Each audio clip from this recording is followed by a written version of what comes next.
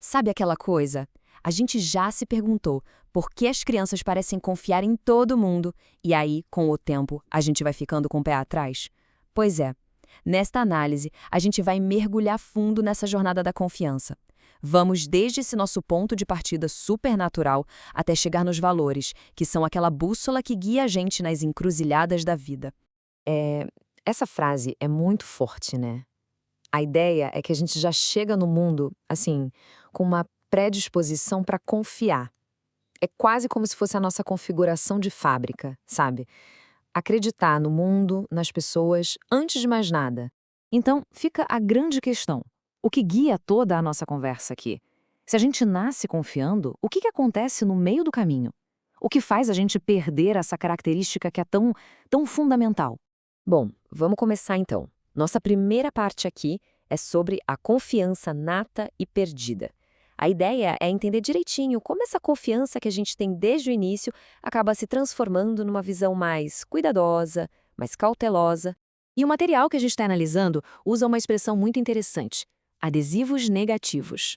Pensa nisso. São as decepções, sabe? As comparações que a gente sofre, principalmente quando é criança. Tudo isso vai, aos pouquinhos, quebrando aquela nossa confiança inicial.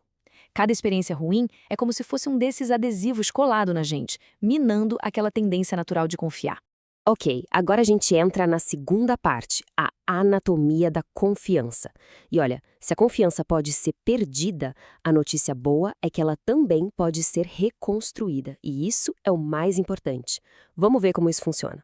A grande sacada aqui é que confiança não é só um sentimento que aparece do nada. Não, ela é construída. A autoconfiança, por exemplo, imagina um atleta que treina sem parar para uma competição. É a preparação que dá segurança para ele. Já a confiança nos outros, a interpessoal, é um pouco diferente. Ela vem da coerência, sabe, entre o que a gente fala e o que a gente faz. A base dela é a verdade, é a integridade. Agora vamos para um ponto bem prático.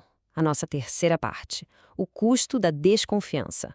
Porque, vamos combinar, ter ou não ter confiança tem consequências muito, mas muito reais. Para a gente, individualmente, e para a sociedade como um todo. E essa imagem aqui mostra isso de um jeito genial. Pensa assim: de um lado, a confiança. Ela funciona tipo um óleo, um lubrificante. As decisões saem rápido, os custos diminuem. Agora, do outro lado, a desconfiança. É como areia na engrenagem, trava tudo. Tudo fica lento, caro, cheio de burocracia.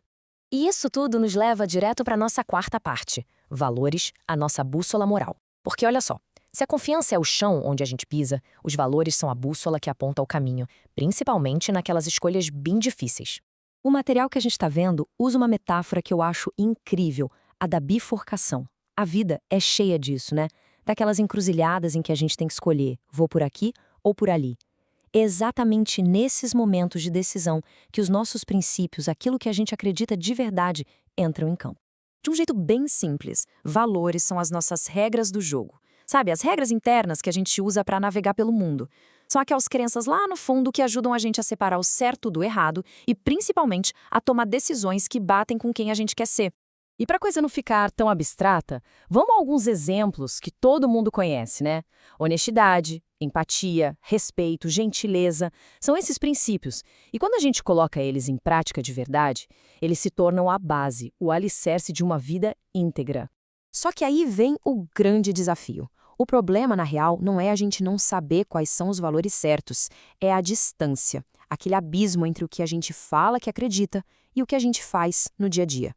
Isso tem nome, né? Hipocrisia. Falar uma coisa e fazer outra.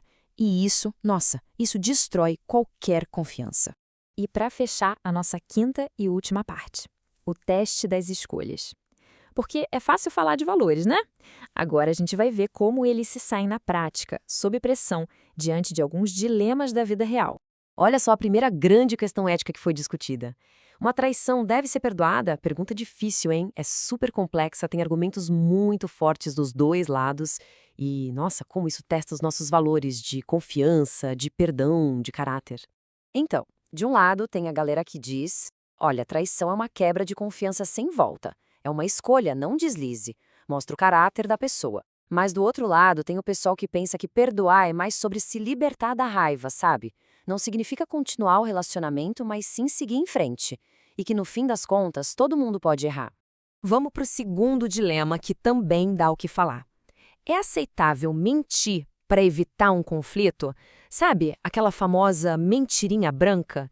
Será que às vezes é melhor não falar toda a verdade para não magoar alguém ou para evitar um problemão? Bom, os argumentos contra a gente já conhece, né? Aquela história de que mentira tem perna curta, uma hora a verdade aparece e o problema pode ficar ainda maior. Sem falar nos riscos, né? Tipo, mentir sobre onde se está, perigoso. Mas, por outro lado, tem quem defenda que em situações pequenas, sabe? Uma omissão, uma mentira levinha, pode evitar magoar alguém sem necessidade. E a gente termina para essa reflexão para ficar na cabeça. Essa jornada da confiança, ela não acaba. As bifurcações, as encruzilhadas, elas vão continuar aparecendo na vida. A grande pergunta que fica no ar é: na próxima vez que aparecer uma bifurcação, na hora de escolher um caminho, quais valores vão ser a sua bússola?